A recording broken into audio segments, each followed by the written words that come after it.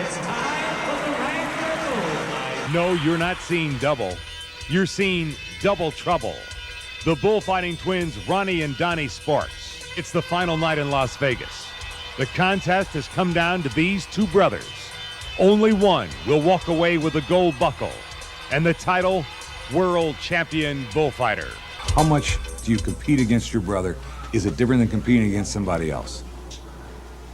Yeah, it's different. I think I rise more to the occasion when I'm up against him because, these other guys, they're my competition too, but we've been competing against each other all our life. And when he's out there, I know I have to step it up a few notches. This is half of the twins. In chute number 4 when they're about to release the beast. Ronny, good luck. And let's get them in 70 seconds.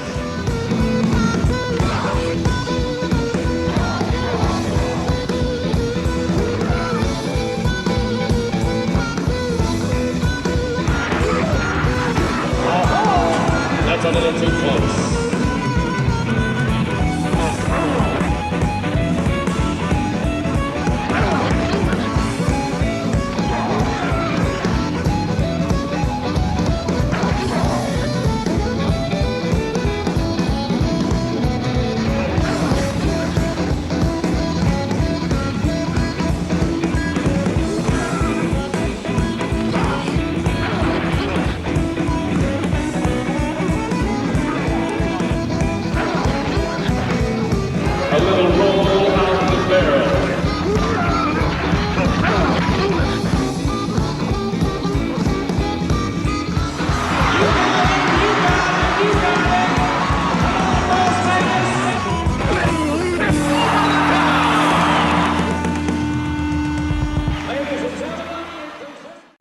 All right, so I don't want to get off that in case we don't come back to it. So you used to ride bulls at Gillies?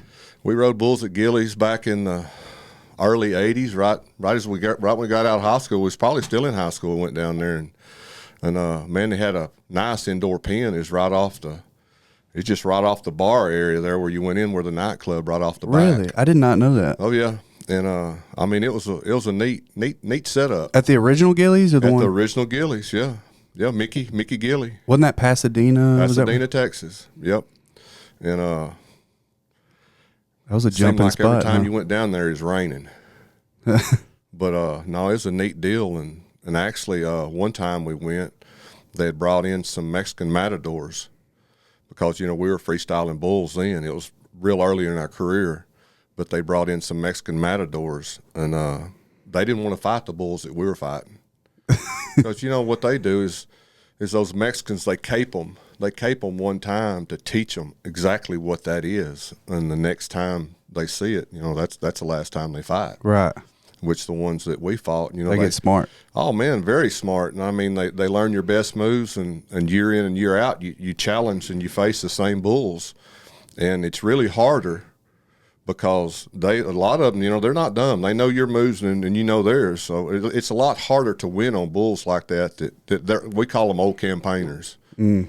But they brought in the Mexican matadors, and they refused to fight what we were used to fighting. Right. Because they're so smart. Right. And they're not as good at running as well, maybe or at least not as practiced at it. But now it's changed through the years. You see them doing backflips over these bulls and just all kinds of tricks. Which it's neat how it's changed. Yeah. Let me do a quick introduction of you real quick. So I'm sitting here today on the podcast with 3-time world champion bullfighter, Mr. Ronny Sparks. This is the most excited I've been for a podcast. I'm not kidding you. That's no shade at anyone I've had on the podcast, but I grew up a huge fan of rodeo. I don't know where it came from. I swear, I think about it all the time that it seems like it was a bigger deal in the 90s, or maybe I was just so infatuated with it. But from early on, I was super into bull riding. And my dad, I'll never forget, he given me this tape, and it was a VHS. Back in the day when you could record stuff from VHS, from TV, and it had a yellow label on it. I'll never forget it because I wore that thing out. Right. But he had recorded it. I think it was on HBO, a documentary called American Bullfighter, right. Part 1 and 2. Mm-hmm. And I'll just never forget that opening scene. I went back and watched it recently, And it's weird how things are so impressionable on you when you're early on in life, because I remembered every word of it, and I hadn't seen it in 25 years, Right. And but that introduction where they did a little piece on you and Donny, and he's like, No, you're not seeing double. You're seeing double trouble. the coolest introduction. So that like imprinted on me. I was like, and my dad's like, yeah, them boys are from Texarkana, and I was like, whoa. And that was my introduction to freestyle bullfighting, other than just seeing them doing cowboy protection. And then that was my new infatuation. And I must have watched that VHS a million times. Well, you're not the only one. I mean, as I was trying to form my craft or what I wanted to do as a freestyle bullfighter, I studied those tapes religiously. I watched them. And you watched them and so much, if you take time to think about what you're fixing to do, you're going to be late. So you just react. Instinctual. And seriously, I was at the NFR. I think it was my rookie year in '90, and I did a move with a bull on a barrel, and I just did it. And later, right after I did it, I looked back and I was like, I watched Miles Hare do that so many times, in which Miles won the world in freestyle 2 times. And I'd watch Miles do that from studying those tapes, and I just did it, and I didn't have to think about it. And that's what you have to do, because if you think about it, you're going to be late. Right. Which, we started out as cowboy protectors, and that's what we prided ourselves on. But then it leaned over into the freestyle, and really that's where we made our name for ourselves, was in freestyle. But Donny and I and Greg Rumohr, Greg won the world in freestyle in '90. He's from Canada. And Donny and I and Greg Rumohr, the first 3 bullfighters for the PBR when the PBR first started. I was going to ask you if y'all worked for the PBR. Yes. I just haven't ever seen tapes from it, but Right. Well, they only had 4 shows in to just show you how it's grown now, the different pros, the different divisions. When we first started with them, they only had 2 shows, and had 2 in Guthrie, Oklahoma, 1 in Nashville, Tennessee, and then 1 in Reno, Nevada. A total of 4, and now there's hundreds of them. right. But Yeah, it was it's neat insane. because, it was the best bull riders in the world. Right. But, Greg's no longer with us now. He got killed in a construction accident, 10 years ago, I think now. I did see, as I was doing research for this, I was looking into those old guys, because I looked into seeing what they're doing. I know that Miles Hare does some stuff for the BFO. Yes. And I was just looking into where everybody's at, and I saw that he passed away. Yeah, Miles judges a bunch of bullfighting matches now. And if you want somebody there that's honest and knows what he's talking about and knows how to grade you, Miles is one of the best ones to do it. Yeah.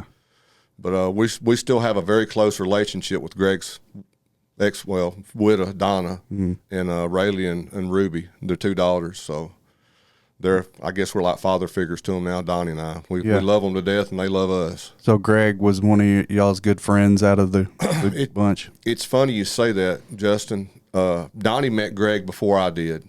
Donny's rookie year at the NFR was in '89, and that was when he lost the world to Dwayne Hargo out of Placerville, California, by 2 1/3 points, that narrow of a margin. And Donny met Greg for the first time there. Greg was different. Greg was real different. And he's a 3 times Golden Gloves boxing champion from Canada. And we were about the same height, but he wasn't as heavy as I was or Donny. But pound for pound, toughest dude I ever met in my life. But first time I met him was right after Donny's rookie year there at the finals in '89. I was at Northside Arena there in Dallas, Fort Worth. And they were having a bull riding that night. And I wasn't working it. I was just there. I was headed somewhere, but I had like a layover. So I just went over to the bull riding that night. And he saw me stand up on the top of the buck and shoot, on the back of the buck and shoots. And he was opening gates, tripping latches while they were bucking bulls. And he saw me. He thought I was Donny. And he saw me, and he run over there, and he jumped up on the buck and shoot and reached his hand out, and he goes, "Hey, Donny." And I just reached down and grabbed his hand. And I said, "My name's Ronny." Boy, he jerked his hand away from me, jumped down off the buck and shoot and took off. It's like, the hell with you. But the next time I saw him, and we were in competition together, it was in Pampa, Texas, at the top of Texas Rodeo, freestyle Wrangler bullfight, which is a Benny Butler rodeo from Benny's from Elk City, Oklahoma, Butler Brothers, and him and Rhett, his son. And it was weird how they set their pin up. Their reining was long and narrow, but they would like set a cross fence up right off the bucking chutes that would be about as wide as if you looked at a mobile home, how a mobile home set up, the width and the length. So when you nodded for Benny's bulls, they were right there. They were right there in your lap. So that was the first time I ever really got to know Greg, and we didn't hit it off then either. But later on, we came to be very good friends, close friends, and if you ever went out to eat with him, you were on pins and needles the whole time because if Greg called his tea glass, he said when you bring him more tea, you go get the tea bucket.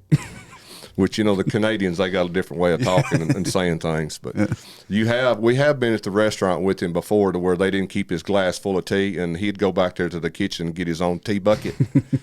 And I guarantee them people didn't want to chat with him because he could take care of his own.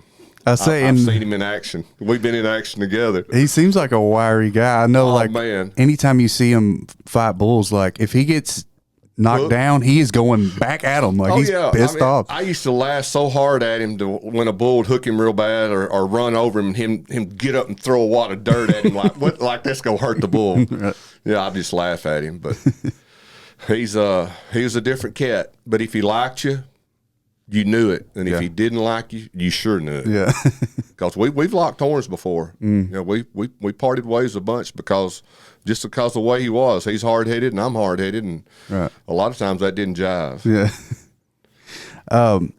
How did you and your brother get started? And was it one of you got into it and the other one did, or was it simultaneously?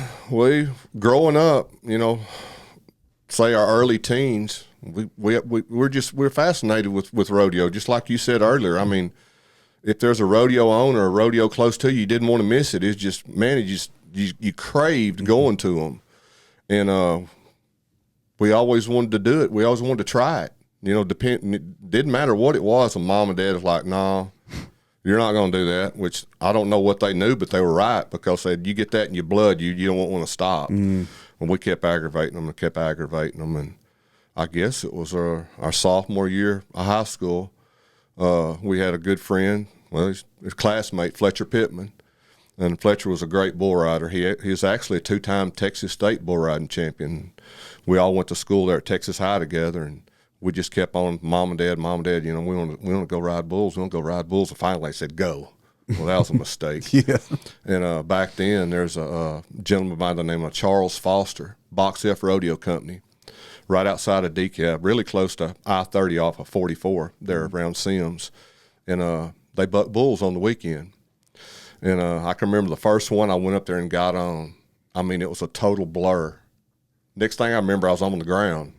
I remember nodding for him, but it's just, I guess it's so much adrenaline there. Next thing I knew, I was on the ground. But the second one I got on, he's a black ball face, and I remember it well. His name was Bob, and I rode Bob, so that was the first one ever rode. But it's just an adrenaline rush like no other. You craved wanting to get on them. You craved wanting to ride them. And it doesn't make sense, but it's the truth. I fought bulls for 22 years, but I had so much more fun trying to ride bulls than I ever did fighting them. There's so much more of adrenaline rush there. I mean, there's quite a bit of adrenaline rush when you're standing out in the middle of a pen and a nod for something that's trying to hurt you. Yeah. Or especially one that's hurt you in the past, to have to try, you know, have to face him again and try to get by him. That's some pressure there. And there is a lot of pressure. Yeah, I'd say it's probably one of the most pressured jobs out there. Yeah, I mean, the NFR, the National Finals Rodeo, is 10 rounds, 10 days, which the Wrangler bullfights back in the day in conjunction with the NFR, National Finals Rodeo, was only 4 perfs. And we fought Monday, Tuesday, Wednesday, and Thursday. And I always wanted to fight for 10 rounds because of the money, you know, the money that's there. But at the end of 10 rounds, there probably wouldn't be any bullfighters standing. We'd already they'll be broken. We're already wiped out. But no, we started out riding bulls and bareback horses in high school, and I got a small scholarship to ride bulls, and Donny got one to ride bareback horses. Donny actually, back in the day, I think it was his senior year, he won the East Texas High School Bareback Riding Association title. And to tell you the competition that was in that we compete against Norman Curry from DeBerry, Texas, and Norman's one of the only ones to ever ride all 10 bulls at the National Finals Rodeo. Norman won the bull riding that year. So it was some stiff competition. Yeah. But then from there, right after we got out of high school, I rode bulls. I quit riding bareback horses after I got out of high school and just concentrated on bulls. And from there, it just the bullfighting was it. I mean, instead of forfeiting your entry fees, you were making money. Right. And at the time, that was probably in 1985 that Gerald Smith, Wing Ranch Rodeo Company, started having winter performances there at DeKalb at the Western Indoor Sports Arena that Eddie Blackman owned. Mm-hmm. And it was like 52 performances that through the winter, and it was every Friday and Saturday night. And when we'd go over there, one night I'd ride bulls and Donny'd fight bulls. The next night he'd ride bulls and I'd fight bulls. Which if I was up on the back of the bucking chutes and still had my chaps on, spurs and everything, if he got in trouble, I'd go get him. Mm. And he'd do the same for me. Mm. And the other guys got to noticing that because, the guys they had hired to protect us, a bunch of them you couldn't depend on. They're out there for looks. Yeah. And, hi, girlfriend, I'm fighting bulls. Bullshit. I've heard Don Gay say back in the day the best thing you would get was like a hat thrown in between. Yeah, that was so awesome. You better get out of there. Yeah, I saw that interview. Yeah. I love him. Well, I've said before, and Donny has too, you go in and you try to save a guy, and he's not trying to get himself up and get out of there, and say the third pass, and you come back by, I say, get your butt up, I'm not coming back. Yeah. But, yeah, that was funny. I saw the interview where Donny Gay actually did that. Mm-hmm. But from there, Gerald heard about us, Wing Ranch Rodeo Company, and he hired us for his runs. And they had their rodeos then were huge. They were like PRCA rodeos. The contestants that they drew, and just the spectators. Mm-hmm. I mean, those rodeos were huge. Mm-hmm. And we started out and we were making $50 a piece a night, but we were getting rich. And then again, you're doing something you love. Yeah. And guaranteed money.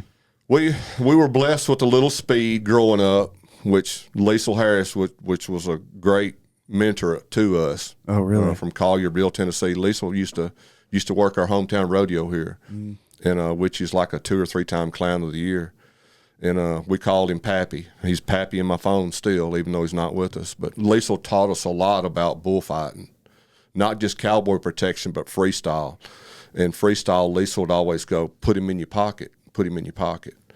And when we were working amateur shows for Gerald, we were so athletic.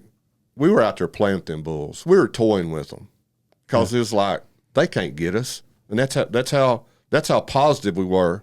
Not that we were good at it, yeah. But the freestyle end of it's a total different deal than the cowboy protection. Mm-hmm. But we were after I got my pro card. I think it wasn't my rookie year. My rookie year was 1990 in the PRCA. In 91, Donny and I were at the Dixie Nationals in Jacksonville, Tennessee, Jacksonville, Mississippi. And I drew it's called, his brand was 801 of Harper Morgan's. And they called him Nightmare on Elm Street. And he was. He's a black ball-faced bull, and I'm not lying to you. He had horns that stuck out like this, like baseball bats. He had a big rack on his head. And Liesl, he knew so much about these bulls because, he fought them back in the day too.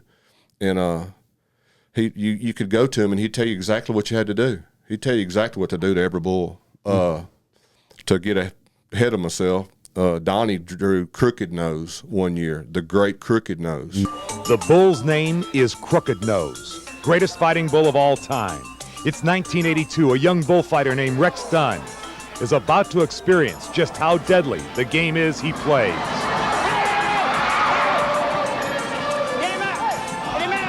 Legendary. The only fighting bull ever inducted in the Hall of Fame in the PRCA. Wow. Donny drew Crooked Nose at Fort Smith, Arkansas for the first time, old Fort days. And Liesl told him, he said, okay, here's what you're going to have to do. He said, you set that barrel about 3/4 of ways down the pen. He said, you stand out there or stand right there at the barrel. He said, nod for him. He's going to come out and he's going to blow right by you. He said, when he bounces off them calf roping boxes and turns around, he said he's ready to fight. He said, but what you're going to do, where everybody else would fake him to his horn side because they only had one horn. The other side was a muley. Everyone would fake him to that horn side and go to his muley side. But he was so good, he could take that one horn and whip it and flap it around there and hit you in the kidney area, and you go down.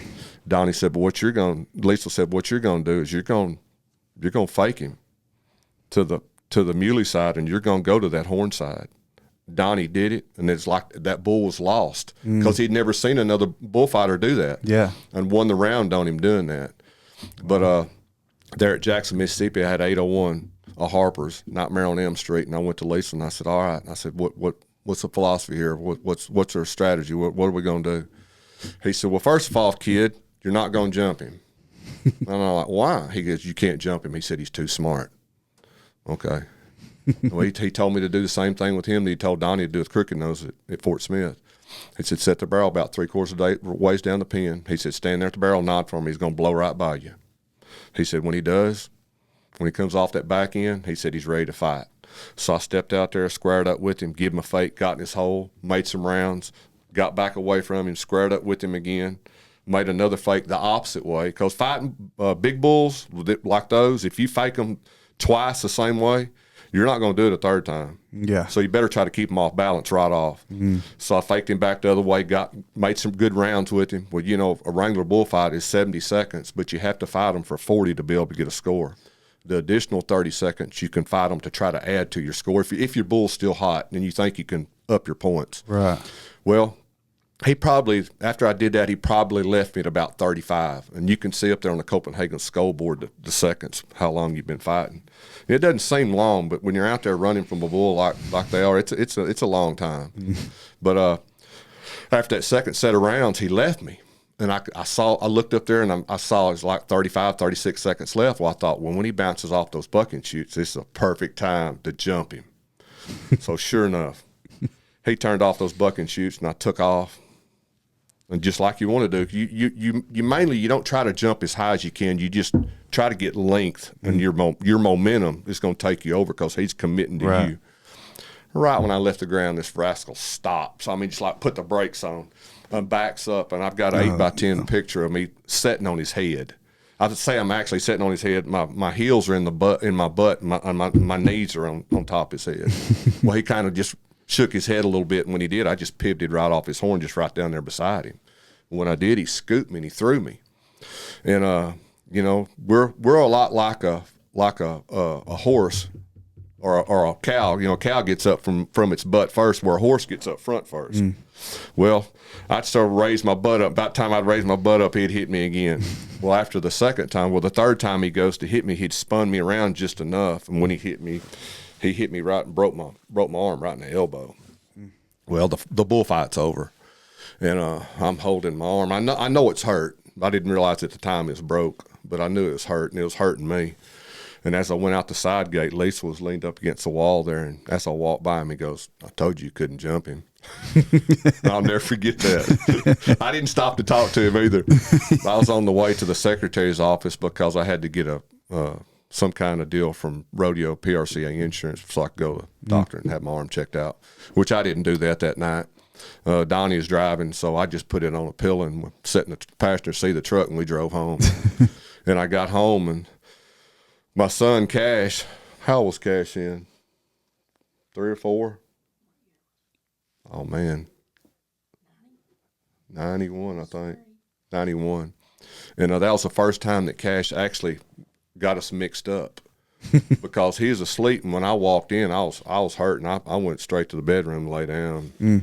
And my arm was already, my elbow then was probably the size of a soccer ball from the swelling and the fluid. And Cash had got up and he saw Donny and he thought it was me, and it wasn't. But the next morning we got up and went to see my orthopedic surgeon, John Gregory. And first thing he did was drain it. And it was broke. But yeah, Pappy said, "All right, kid, first thing you can't jump him." Well, that's just a challenge. Yeah. But you learned to listen to him because he knew what he was talking about. Very bull savvy. Very, very. And I mean, and you don't earn that. That's on the job training. Right. That's a lot of people you say, "Where do you guys practice?" You don't go practice. You just try to stay in shape. And you know, our deal then, it wasn't a muscle game. It was endurance. Yeah. And I've always said, I don't care if it's Mike Tyson. If you're in better shape than he is and you can outlast him, you got a good shot at whipping his butt. Yeah. You know, I don't care who it is. Yeah. You know, they say, oh, that's a big dude. So chop that tree down. Yeah. Chop it down. Yeah. So you started freestyling. What year did you say that about your freestyle? I want to say probably 90. Okay. 89, 90. Okay. So And, you've been fighting for like what, 5 years at that point? Yeah, as far as well, if we started actually our high school year protecting cowboys, but not freestyle. But we were always going to fight a bull at the end of the rodeo, so I guess that's where we learned freestyle then, because they knew we could jump them, and it didn't matter if they were the big tall brindles, we were going to jump them. And it's funny talking about the jumping. Donny was great at that. Every bull that stuck his head out of the latch, brother thought he had to jump him. And the crowd loves it, but the judges, they didn't like it that much. That's funny you say that. I was just watching last night.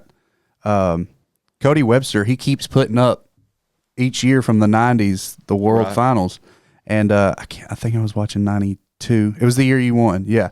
And Donny jumped one. It was beautiful. Oh, yeah. I mean, it was amazing. He practiced. And they gave him like 80 points. So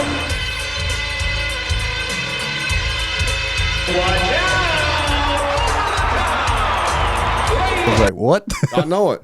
I mean, he prided himself on it, and he was good at it. But growing up, he was so much better. I mean, we're identical twins, but he was better. It was just athletics and all that. It seemed like it came easier to him. I had to work harder at it. And I learned the hard way. And it was until 92 when I won the world the first time, when I beat him, because he was supposed to be the one to win it. He was supposed to win it. And I beat him. That just broke his heart. And I could see it, and I know it. But out of 6 trips to the National Finals Rodeo and fighting 24 rounds total there, I only tried to jump one bull. Only jumped one bull, and that was my rookie year. After that, I never jumped a bull. I learned that where the points was standing there square up with them, giving them a fake, driving in that shoulder, staying as close as you can, like Liesl said, put them in your pocket, and executing different moves, the step-throughs and the turnarounds. That's where the points were. And it wasn't – I prided myself on going out there and winning on bulls that you weren't supposed to win on. That's like, you at the NFR, the draw the night before you actually fight. And, there's bullfighters that play mind games with you. Smets tried to be good at it, but he wasn't. Don Hollywood Yates, great friend. Don tried to play mind games with you. Jerry Norton. But I never talked smack. I went out there and I took care of my business. But after I took care of my business and I went back in that dressing room or back in that healer trailer and they were in there, that's when I talked my smack. And they didn't realize it, but when they jacked with me like that, that just made me want to whip their butt even more. Hyped you up. And it did. It motivated me. Yeah. I didn't do that, and I didn't want to be done that way in return. Just like at the NFR, they're like, oh, Sparks has so-and-so. He done killed 3 dogs and 2 horses. So I bet he ain't never seen a fake. But, yeah, Donny prided himself on jumping bulls, and he's dang good at it. But it never won him a world title. But it should have. He's runner-up 3 times, and if anyone should have ever did it to top Smets, it should have been him. Which Rob ended up winning it 5 times. Was that kind of difficult for you competing against your not just brother but twin brother? Yeah, it was difficult because you didn't want to beat him, because both of our goals at the start of the year was make it to the NFR. That was your goal. It wasn't to get there and win the world. Your goal was to get there. And then to try to have enough points to go in leading it, or be in a position of where if you have to take charge, you can beat them. And my last year I won the world was in 95, and actually that year I went in with a big enough lead. I did not have to win the last round to win the world. Wow. I just had to place. I just had to place good in that round. 92 and 93, I had to win that last round to win the world. And that's pressure, because the opportunity's there, and it's one you'd never expect, really. The talent's there to do that. and the drive and the try. But I never expected to win the world. I didn't. But after I did it the first 2 times, I was like, hey, I think I can do this. Yeah. And it was just the satisfaction of going out there and winning on bulls that you weren't supposed to win on. Why don't they do that anymore at the NFR? Our deal was the Wrangler Bullfighters, and Wrangler dumped a lot of money into that program, and then they decided to just put it in TV. That's why they call it the Wrangler Wrangler PRCA Rodeo now. I mean, we didn't have entry fees or anything.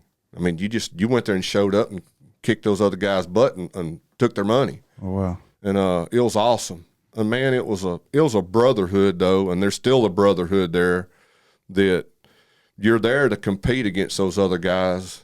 But if you got down, they'd come get a bull off of you. Now, not all of them. They'd drag their ass to get there. Maybe he's going to get hurt and he won't be able to fight anymore. So I have a chance to beat him. We'll get in there too soon. But yeah, our Donny's goal at the first year was just to get to the NFR and get there in a good enough position to do good, to try to win a world title. But a bunch of the PRCA rodeos, the committees, and the stock contractors wanted to pit us together at these matches because that was their advertisement.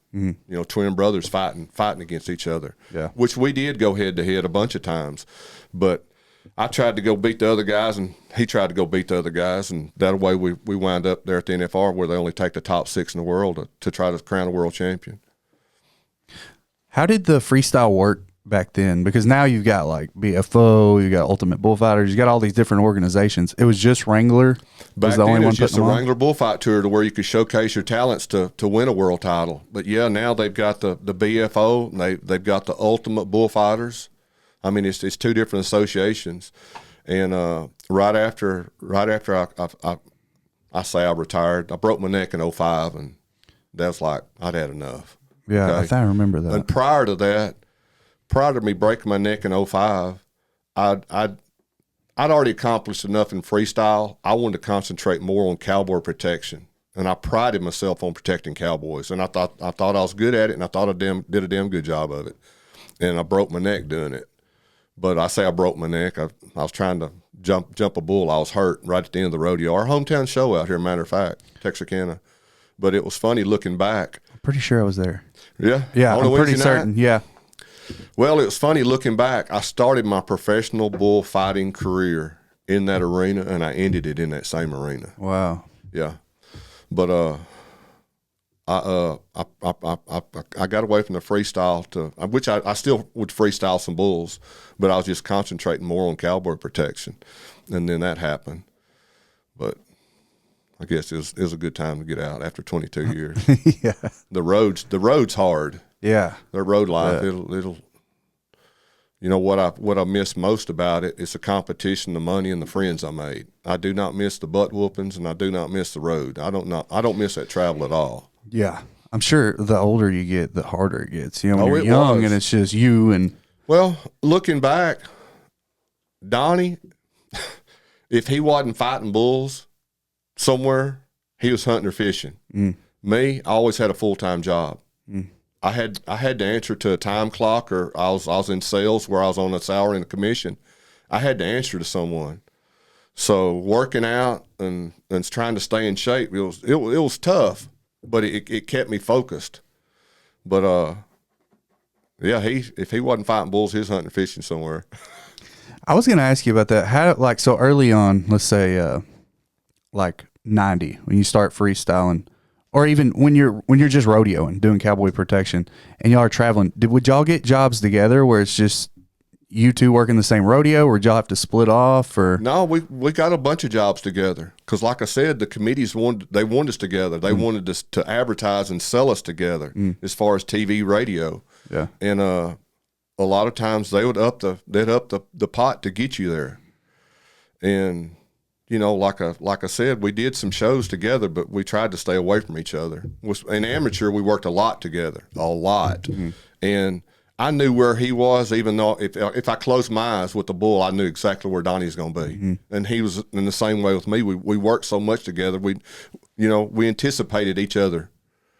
which one was, except for one night, we was at Foreman, Arkansas, working a hang up, and he knew better than to do this, but he did it. I got there first, so I'm on top of the bull on his left side, and I reach and I grab the tail of the rope. Next thing I know, Donny comes in beside me on the same side. Well, you don't do that. You either you go to the bull's head and try to straighten him out, get him out of the spin and straighten him out, or just go to his head, period. And I can remember, I was like, all this is going on, this bull's bucking, this guy's hung up, and it's going through my mind, what the hell are you doing? But about the time he grabbed the tail of the rope, I already had a hold of it, that bull bucked. I mean, he fired pretty hard. And when he did, he whipped both of us over the top of him. And he whipped Donny before I did. Donny went first. And he hit the ground, but when I landed on him, it broke his collarbone and knocked him out cold. Oh. But he was in Never Never Land for a while. Even on the way to the hospital in the ambulance, he was out. But that was funny. And then we Pasadena Rodeo at the end of the year is Ross Kelly Arena there in Pasadena, Texas. It was 9 performances. Gerald had big rodeo, and then Donny had this brace on collarbone, for his broke collarbone. It held your shoulders back. And we've got 8x10 picture of this, and there's a big old Charbray bull of Gerald Smith's, and I mean, it's like you could see every muscle in him. That's how muscled up he was, and pretty good rack on him. I set the barrel and had him on the barrel. Well, here comes Donny to jump him. Still had that collarbone brace on, and right when he hit that barrel, I heard him go, ugh. When he hit that barrel and pushed off of it, and then when he sure enough cleared him and hit the ground, I heard him go, ugh. Yeah, because that hurt a little bit. I mean, that's what's crazy about the career period is how much you guys work injured. Like, I mean, you have to, I would imagine. Like, you do. We always said, Justin, if we were healthy from our waist up, or I say healthy, if we were healthy from our waist down, we could go. Right. I fought with broke ribs. I fought with a broke arm. I fought with dislocated shoulders. And not to say that it hurt, but you're motivated. Mm-hmm. You're motivated to do so. And because if you don't work, you're not getting paid. Right. And Lisa always told Brother and I that y'all were blessed with so much speed. You actually fight bulls better when you're hurt because you can't outrun them. Mm-hmm. You have to stand there more so in freestyle and execute different moves on them. And he was right. Right. Because you can't use your speed a lot to get out of there. One year it was in April, and I was sitting third in the world then, and this was in '91. And it's the first night at Ardmore, Oklahoma, and I was doing a barrel hop with a Mexican bull of Benny Butler's. And when the barrel's standing straight up, and you swing yourself around and position yourself between the bull and the barrel, and you've got a hold of the lid on top of it.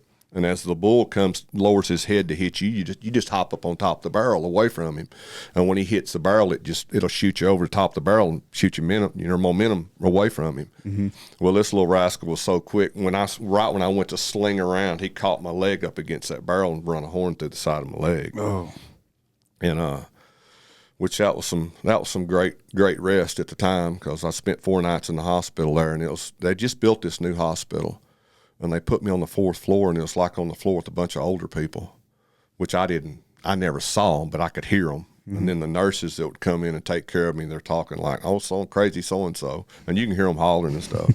But I was a pleasure for them to wait on, because I was no trouble. Right. But they did pump 21 bags of penicillin through me in 4 days. So when it come time to go to the bathroom, that one bedpan didn't work. You had to have 2. They were worried about infection. Yeah, and it was funny. A year to the day after I did that same surgeon called the house checking on me after that. Wow. Which where the bull, when he stuck a horn through the side of my leg, it was like about 4 inches up from my ankle.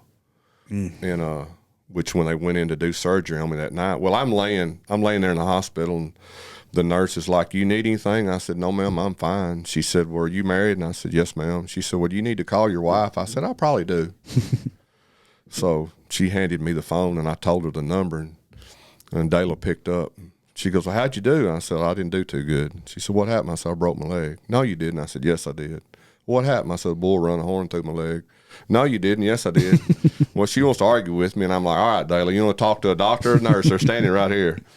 But they went in there, and that hole, they cut it up higher and cut it down lower to where they could open it up and really scrape it out. and then they couldn't fully stitch it up. They had to leave it open, and they put a drain tube in it.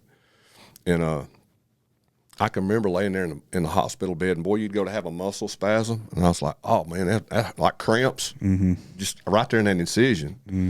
And I won't forget that. But Donny, Rex Dunn there was having a bullfighting school that same weekend there in Oklahoma, and Donny had gone and went over there at that school, and he came back by and picked me up, and we came home, and the next day I went to see my orthopedic surgeon here, Dr. Gregory, and when I did, when they went in there and set that bone back, they lined it up. No plates or no pins or anything like that. They lined it up, and I saw that in X-ray.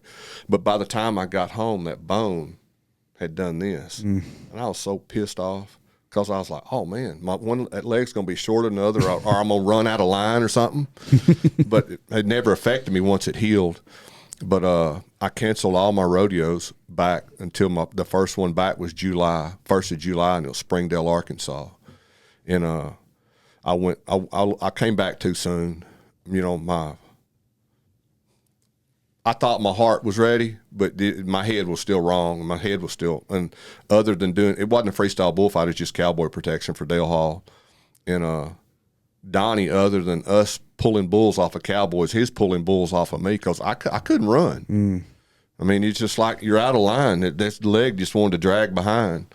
And you've ever seen a horse stand where instead of like their hoof is flat on the ground like this, they'll like stand with like their toe like that, like their leg's hurting. That's what I do. That leg it just throb. But yeah, you had to fight hurt. And that was 95? That was no, that was 91. That was 91. Was that the? Because one of my questions for you, I think I saw on one of the NFR, the world champion bullfights where you won. Didn't you fight with a broken leg and win? That was in 95. Okay. No, that was 93. Yeah, that was 93. I wasn't supposed to be there.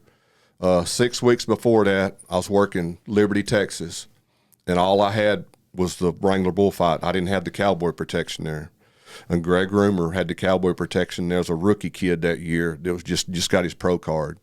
And we really didn't know much about him. He's just learning just like we did at one time, our rookie year. And Greg hollered at me. He called me Sparky. He said, "Hey, Sparky, if you don't mind, just hang close because this kid might not be any help." And sure enough, there's a boy hung up to this brindle bull, and he was spinning, and this kid was nowhere in the zip code to help Greg. So I run out there. Greg was already up on the bull. I run out there and pick this brindle up. Greg gets him undone, and I'm bringing the bull away from them. And as I turned to leave out of there, my right foot, before I took a step, he stepped right on the top of my heel, and it broke my right ankle. And I mean, you heard it. It sounded like a 22 going off inside that building. And I limped over to the buck and shoots, and Greg was one of the first ones there. He said, "Sparky, you okay?" And I said, "No." He goes, "What's wrong?" He goes, "What was that noise?" I said, "That was my ankle." He's like, "No way." And I said, "Yeah." He said, "What do you think?" I said, I think it's broke."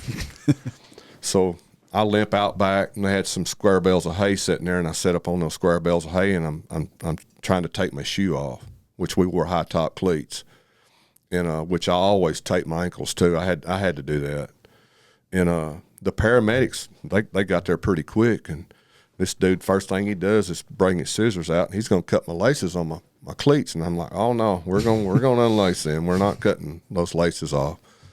So they unlaced them and pulled my shoe off, and sure enough, it was swelling. It was already swelling pretty good, and I told them, I said, "We need to retape this ankle. Would y'all help me do that?" And they're like, "Oh no, we can't do that." They want to take me to the hospital, and I said, "Do y'all know Dr. J. Pat Evans?" And they're like, "Oh yeah, the sports medicine doctor, DJ Pat Evans." And I said, "Yeah, the trainer for the Dallas Mavericks and Dallas Cowboys." And they're like, "Yeah." I said, "Well, if he is here right now, he would help me retape my ankle." They're like, "Oh, okay." So I had to tell them how to do it, how I wanted it done. They retaped it. I put my shoe back on, and when I stood up, it was like it was just numb and just like a lead weight. But I knew I had to fight one round because I wasn't going in leading the world that year, and I knew I needed that round to have a chance to make it to the NFR. So the rodeo announcer, Charlie Throckmorton at the time, explained to the audience what had happened to me, and that for me to be able to get last place points, I had to stand in that arena. Not to fight him, I had to be in that arena with that bull, nod for him, and stay in the arena for at least 40 seconds. Well, all I did was stood at the barrel, and I got my last place points. And after that, I was supposed to leave Liberty, Texas, and go to Oneida, South Dakota for Sutton and fight bulls. Well, that night, miraculously, like we got last night, rain, just tons of rain. Everything was flooded. And I had a Dodge Diesel extended cab, 93 model. When they first came out with the extended cabs, I bought one from Lynn Hickey in Oklahoma City. And it was a standard. So to shift that thing, which is my right foot, is my gas foot, which I had cruise on it. Well, that night I called. J-Pat was at the Olympic Training Center in Colorado Springs with the Olympians, and I tried to get a hold of him. I got a hold of Don Andrews, and he was right there with J-Pat. And Don gave me 3 exercises to start right then with ice on, 15 on, 15 off, or 20 on, 20 off. It's a miracle cure, because blood is rushing into that area to aid in the healing, but too much blood is where you get the swelling, and swelling's bad because it slows down the healing. So you got to ice it. You got to ice it. There was many a nights Dayla iced me all night long so I could compete the next day because I was hurt. And I started that with a towel, doing 3 different exercises the night I got home back to the hotel from breaking my ankle. And I never went to the hospital. I mean, I knew it was broke. But Don Andrews said, come in the morning and we'll x-ray it and we'll look at it. Well, I got up the next morning, ate breakfast, and started to leave out. Well, I had to take two different detours off the highway to try to get to Dallas from where I was there at Liberty. Well, that made me late. So I got there a little afternoon, and they were already gone. And which Dayla at the time, and my partner at the time, I had a wholesale food distributing business that I was in partners with a guy. Him and his wife and Dayla met me in Dallas, and she drove me back to Texarkana. Well, we were going to come back here and see my orthopedic surgeon, Dr. Gregory, here. When we get here, where his x-ray tech had already left for the day. He said, come back in the morning. So we went back the next morning, and he x-rayed it, and sure enough, it was broke. But we did not know the ligament damage at the time. I'd ruptured my post-tib deltoid ligament that crosses across the front of your ankle. And what that does, when you go to take a step, it keeps your ankle from rolling. And sure enough, Dr. Gregory, he goes, well, it's broke. And I said, well, I already knew that. You've been hurt enough, you know when you break something. So he opens up the cabinet and says, what color do you want? And I said, give me the camouflage. So he puts a cast on me right up to the bottom of my knee. And he said, you'll come back within 6 to 8 weeks. We'll cut your cast off and see how you're progressing. And I'm like, that ain't going to work. He's like, well, why it ain't going to work? I said, in 6 weeks, I'll be at the NFR. I said, the National Finals Rodeo starts. And he goes, oh, no, you won't be there. And I'm like, oh, yes, I will. So J-Pat was going to be back in 3 weeks from Olympic Training Center, and he said, come to Dallas and see me. So we drove out to Dallas, and they went in and they did an MRI on me. And at the time, we didn't know the extent of the ligament damage. And this is what you love about sports medicine doctors. They don't tell you no.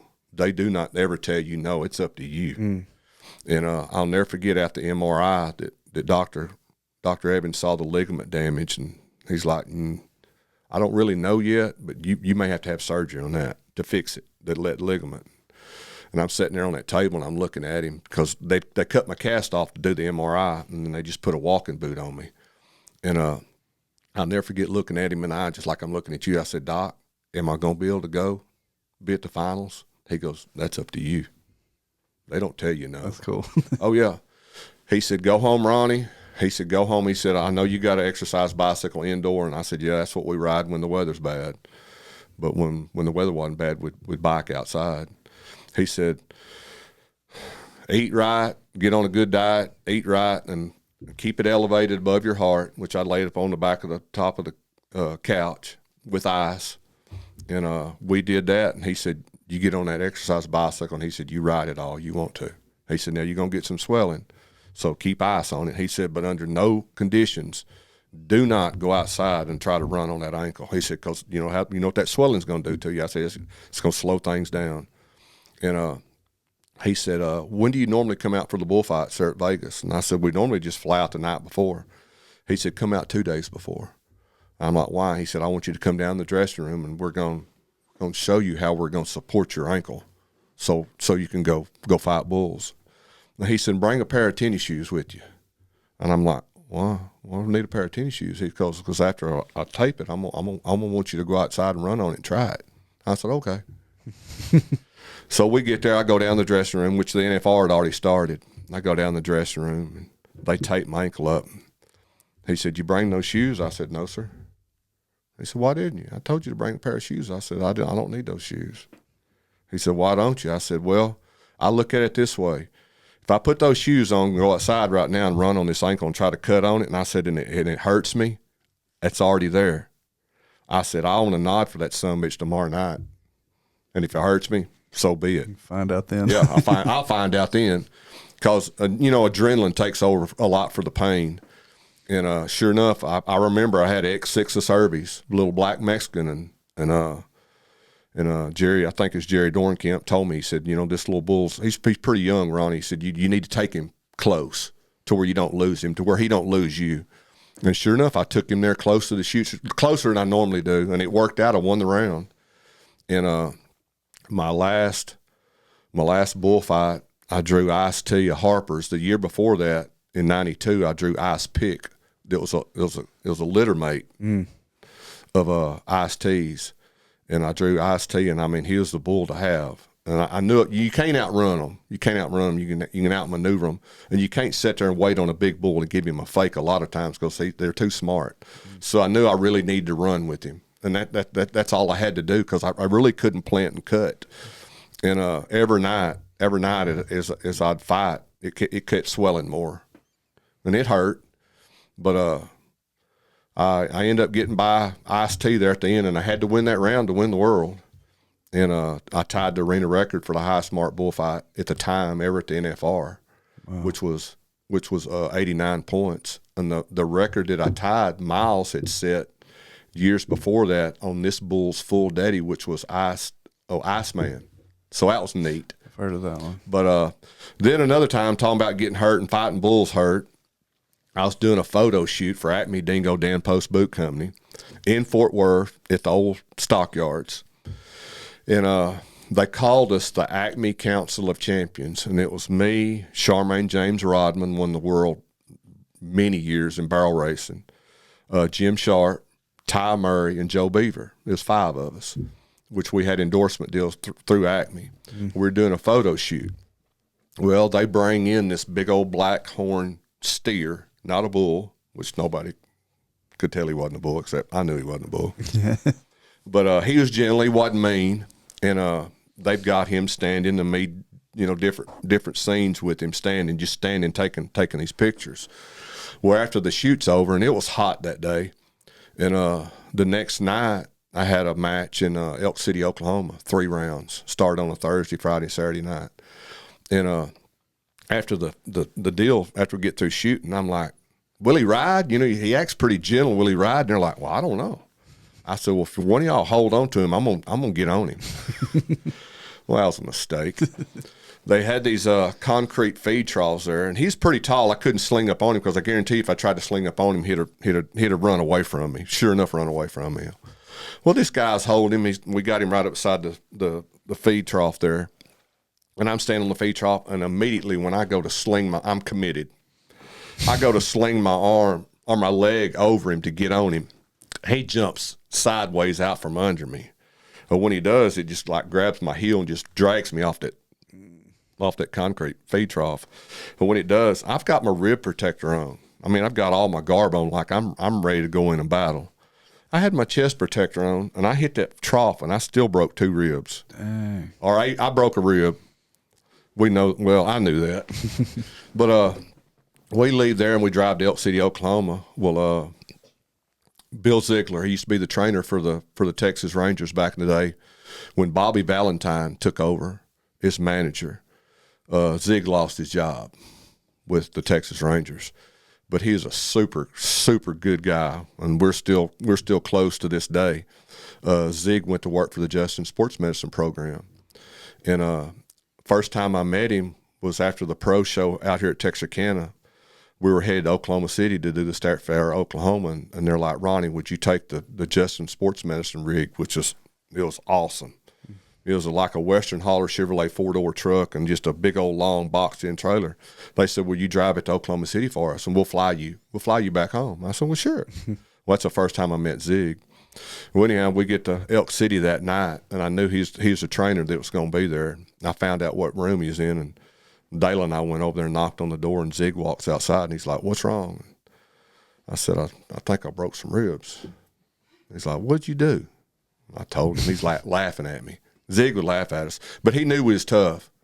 I mean, he'd call a bunch of those ball players the P word because he said, "Hey, they get a little thumbnail or a little ingrown hair or something, and they don't work." He said, "But you guys work hurt." And Zig said, "Well, back up against that wall." So I backed up against the brick wall right there, right outside his door. And when I did, he takes his palm of his hand and just presses it right in my chest against that concrete wall. And I about melted. I was like, ugh. Like that, he goes, "Oh, yeah, you got broke ribs." Well, that next night, I drew Wacko of Benny Butler's that was a fighting bull of the year. And I followed him. I stuck it on him. I won the round. But there towards the end of my match, when you're getting tired, that's when you really start hurting. And there's nothing you can do for ribs. There's nothing you can do for ribs. But, yeah, that was another dumb move that I had to go fight hurt again. But you learn. One of the less earned injuries you get. Exactly. So the era that y'all fought in, or like at least the 90s, I mean, in my opinion, is like one of the most iconic, just some of the greatest bullfighters to ever do it. Oh, came man, through that era. I totally agree with you. Did you know it in that moment? Or did, like, when you're around Ty Murray and Tough Hedeman, did you go like, wow, like, because now everybody reflects on it as like, wow, No. it's just the greatest era No, you ever. didn't. They were just like one of you. Yeah. And you were one of them. Yeah. And just like Lane Frost, him and Ty and Tough and Jim and Cody Lambert, that were good friends. When we grew up, high school rodeoing, we rodeoed with Lane. We were close, and I mean, he is a good dude. Everything you've ever heard about him was correct. He was awesome. And matter of fact, 2 weeks before he died there at Cheyenne, we were at Springdale, Arkansas, and the rodeo was over, and it 8 seconds, if you ever watched it, where it showed Lane at the end of the rodeo. Everybody else is wanting to get in a plane or jump in the car and leave to haul butt to another rodeo. Lane was always visiting, talking to people. That was true. He's talking to us right after the rodeo, and I'm holding cash, and it's like he was probably barely walking then. And Dad asked Lane, said, "You gonna give him his first bull riding lesson?" Lane said, "No, sir, I'd rather give him a golf club." But those guys were big then, and they were larger than life. But you were with them all the time. You didn't look at it that way. Right. You still had a job to do. Do you think if Lane didn't die, he'd have been considered better than Tough or Ty or Jim JB Sharp? Mooney. JB Mooney? Yeah, JB. Yeah. Possible, because man, he's just his style. He's so fun to watch, but it used to piss me off so bad. He'd make a great ride and then get off on his head or end up underneath a bull, and I'm like, why? I've heard that he was terrible at dismounting. You pull your tail, you're in enough control to pull the tail of your rope, and if you wait till the right time, that bull will sling you. You just roll off that hip, that bull will sling you away from him, not underneath him. Right. And he would do that. And I was like, my gosh, now he's hurt. But yeah, Lane was awesome. And in high school, I mean, we even rodeoed in the AJRA rodeo, American Junior Rodeo Association. It was huge. The last show I rode in was the first time I ever flew in my life. We was in San Antonio. I went down there to get my Lone Star Farmer degree, ag.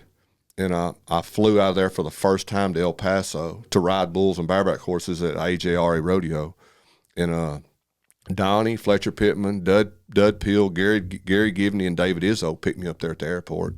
And we went over and rode bulls and bareback horses and left there that night and drove all night back to DeKalb to the outdoor pen for another rodeo, and we were living the life then. Man, it was fun. But yeah, those guys, they were just like you. But I mean, you looked up to them, you respected them, but you still had a job to do. Yeah. You got any cool on the road stories, like when y'all were rodeoing and just with wild shit go down? I've got one that'll people are like, oh, bullshit, BS, but it's true. And I wish there were video then. Our cameras. 1 year we go to Tallahasse, Oklahoma, and it was an amateur rodeo for Gerald Smith's Wing Ranch Rodeo Company. And like Donny and I, we worked close together, and we didn't want no outsiders jacking with us. And before we leave, before that rodeo, it was a Thursday night and a Friday night and a Saturday night show. The rodeo committee had called Gerald and said, hey, there's a hometown guy here by the name of Lee Underwood, and he's a bullfighter. And he wants to fight bulls with Ronny and Donny. He wants to work with them. And Donny and I are like, eh. But the rodeo committee wanted us to do it. So, and they're the ones, if you go to a rodeo committee, as far as your contract's concerned and making money, you can make some money there. Now, going through a stock contractor, they want to make all the money. So you want to please the rodeo committee. So we're like, oh, okay. Well, come to find out later that this guy had a history of drugs and probably wasn't a good person at all. But we worked with him that first night, and we had a buddy that went with us, and his name was Junior Welch, and still great friends to this day. But Junior was with us, and we'd been working out together, and Junior was wanting to start fighting bulls. So he's working out with brother and I, even though we're good friends. And we were like going to these 5K races and just entering them just for shits and giggles and beating these people. Wow. Yeah, we were just doing it for fun. Yeah. But we were staying in shape doing it. So we were in shape. And we go to this rodeo, and Dayla and I wasn't married at the time, and her and her middle sister, Mindy, was there that night, that Thursday night. And after it's over, we had a hotel room there at the AOK Motel there in Tallahasse. And at the time, late nights in a small town like that, there's no McDonald's, there's no Burger King. So you go to Easy Mart and you grab one of them microwave sandwiches, warm it up, grab your bag of chips and whatever, which I got me a 6-pack of Coors Light Long Necks. And we go back to the hotel. And this hotel was huge. This room was huge. You open the door back to the left, and there's a counter all the way down to that first bed. And then over here on this side, there's 2 beds, and then the bathroom's in the corner, and there's a big old round table in the middle, big old round table. And right here, there's a full refrigerator right inside the door. So I go in there, Dayla and Mindy and I, and sit down, and I drink a couple of beers, winding down. I ate my sandwich, my chips. Well, I get in bed. They leave. They leave, headed back to Idabel, Oklahoma. And later on, here comes Donny and Junior dragging in. They'd done the same thing, stopped at Easy Mart. And they go in there, and I'm laying there in bed, and right there closer to the wall where on the side the door is. And they get through eating. We get in bed, turn the light off. We're still talking, visiting. And all of a sudden you hear this commotion going on in the parking lot, just like gravel and vehicles and gravel sliding and these vehicles. And next thing you know, Junior jumps up on the bed, and there's only one curtain there, like where a window unit would go, but there didn't have a window unit in it. Junior pulls the curtain back, and he's like, oh, man, I don't know what's going on, but something's going on. About that time, just beating on the door. Donny gets up and opens it. When he does, 2 of them floor him right there, just floored him. The fight's on. There's a bunch of Indians. And come to find out, it was 12 of them. Wow. Yep. But a bunch of them is like they'd run in the room and hit you and run back out. Like Dayla can tell you, the next day when her and Mindy came back, Donny's the only one bleeding out of the 3 of us, and he only is under his right eye. He was on the front lines. He's the only one bleeding out of everybody, but Dayla will tell you, the next day they came back, there's blood all over that room, and that round table was flat. But the fight broke out in that room 3 different times. We'd whip them down. And it's like they'd get a second win. Here we go again. They sent another wave. Yeah, send another wave. Well, finally, the third time when it started, Donny finally got out of the room and ran to the front, left Junior and I there, which that was fine. You had to fight. You had no choice but fight. And Donny ran to the front and told the owner there, he said, "Hey, call the cops. These guys done broke in on the rooms, whipping on us." Here comes Donny back. Well, I can hear him saying, "Oh, he's gone. He's going to get the cops." And then they started piling out there. They started leaving. And Junior had one down over there on the ground just giving him hell. And I pulled Junior off of him. When I did, it made Junior mad because Junior wasn't through with him. And I'm like, "Hey, dude, they're leaving. Let them go. Let them go." And the next morning we got up and we went and ate breakfast. And Donnie and I had both black eyes on the same side. Had black eyes. But you can still can't tell you apart. Oh man, you can ask Dayla. You could take and rub your hand on her head and just the knots from them hitting you. I've had them little chicken shit knots. Yeah. But after breakfast that morning, we went down to the police department and we were gonna press charges.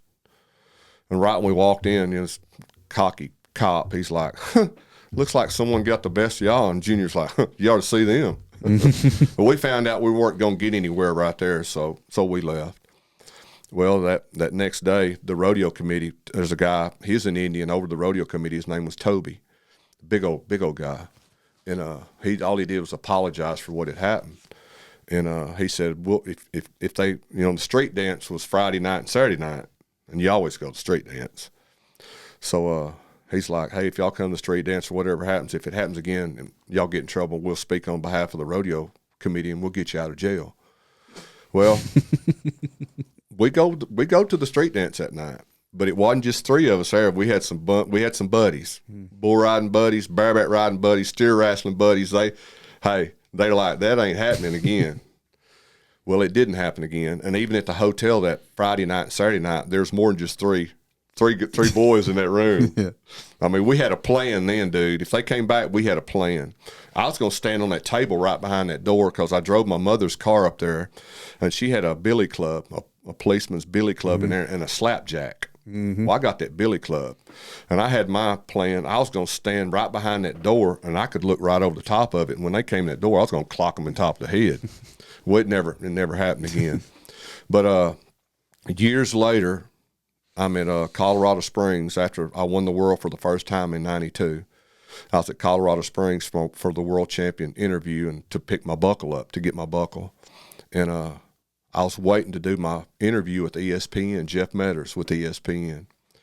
And Dad happened to be there, thank goodness. Dad was there.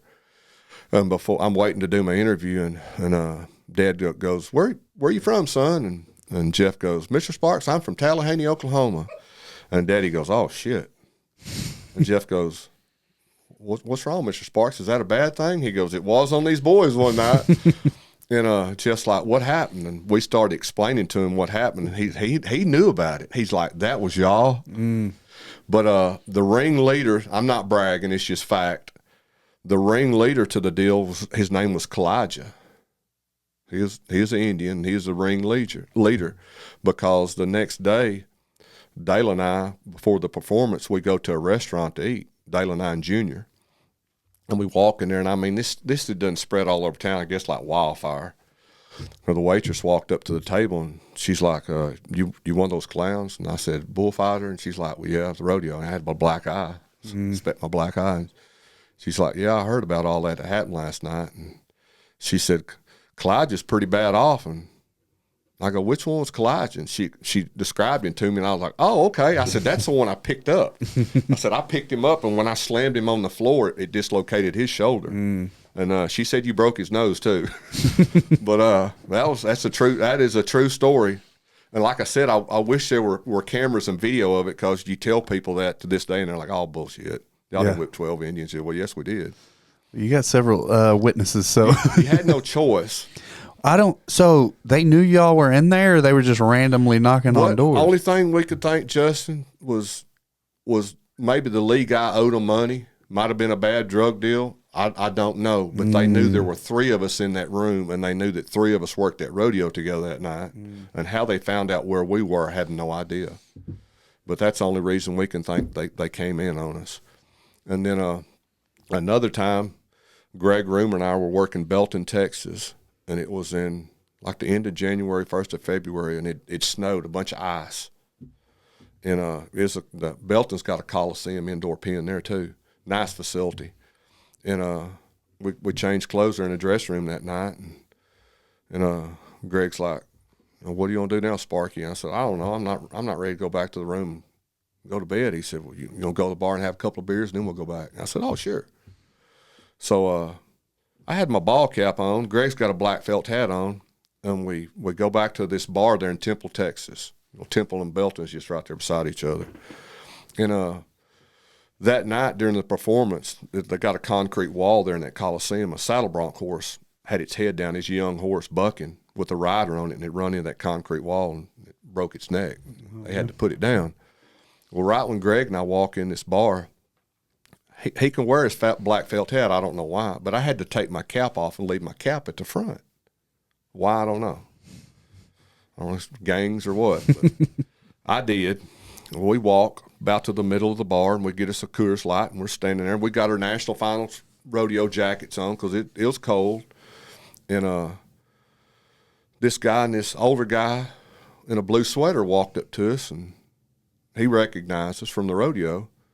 And he said, "Hey, how's that horse?" And we explained to him what happened to the horse. And he's like, "Can I get you guys a beer?" And we're like, "No, we're good. We're just gonna have a couple and just ease out here and go back to the hotel." And, and he leaves. Well, we're standing there not bothering nobody. It's probably our second beer, and these three Army brats came up to us right there. I guess Fort Hood, right there at Temple. Mm-hmm. I think that's what it is. And start running their mouth for no dang reason at all. And I'm standing there, I'm holding my Coors Light like this, and I've got my left hand in my pocket. Well, Greg starts jawing with them. And this guy, this one guy, he's like, "What are y'all, pro cowboys?" And Greg goes, "No, we're in the Army." Well, that probably made him mad. But just being a smart ass to him. And they just keep running their mouth. Keep running their mouth. And we can see this not going anywhere. We're not here for no trouble. And finally, Greg, he takes his beer bottle, and like I got my hand in my pocket, coat pocket, and he puts his beer bottle right there like I'm supposed to hold it for him. And this guy goes, "Oh, he put his bottle down. He put his bottle down." Well, I hadn't said a word yet. I'm just standing there waiting for it to blow up, for it to happen. And I said, "Hey, guys," I said, we're not here for any trouble. I said, "We're just going to finish this beer," and I said, we'll be out of here and not bother anybody. And when I did, this one right in front of me, he's like he got right up in front of my face, like nose touching, and says sarcastically, "No." And when he did, I uppercut him. Uppercut him right there. Well, I dropped my beer. To do it. And I hit him, and as I'm going, when I hit him, he's going backwards. And as I go to get on him, because I don't know that I knocked him out, as I go to get on him, I drop Greg's bottle of beer, and I step on it. Well, then I'm out of control. While this guy hits the ground on his back, well, I hit on top of him. He's out. He's out. And I'll never forget it like it was yesterday. As I'm getting up, I can just feel them bouncers and them flashlights. Think over your head. Think. So I'm just waiting to get that. Well, I turn around, and when I turn around, like Greg and I started out, he's on my left side. And we started out side by side.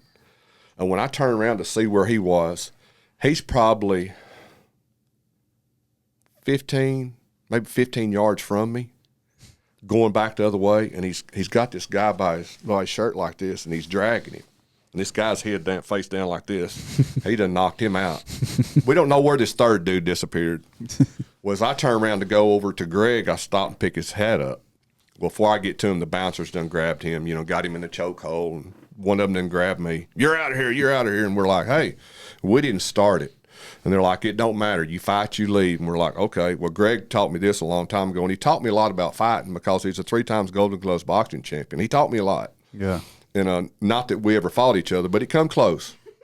It come close a bunch. It could happen. No, it did. It come close a bunch. Just cause them horns, them hard heads like horns. But they're escorting us out, and Greg always told me this. He said, if you ever get in a fight in a bar out of town, he said, you want to be the first one to get out and leave. He said, because they'll get outside and get their buddies, and they'll be waiting on you, and it'll really be bad. So we get to the front, and as I've stopped to get my cap, this guy standing there behind the counter, come to find out he owns the place, the guy with the blue sweater that talked to us earlier. And he's like, hold on, what's going on here? Well, I said, hey, we were sitting there drinking a beer, not bothering nobody, and these 3 dudes come up to us and wanted some BS, and we tried to talk them out of it, but they refused. They wanted their butt whipped. I said, so we give it to them. He's like, well, hold on. He said, you 2, y'all can stay. He said, you 3, y'all are gone. And Greg goes, no, sir, we're out of here ahead of them.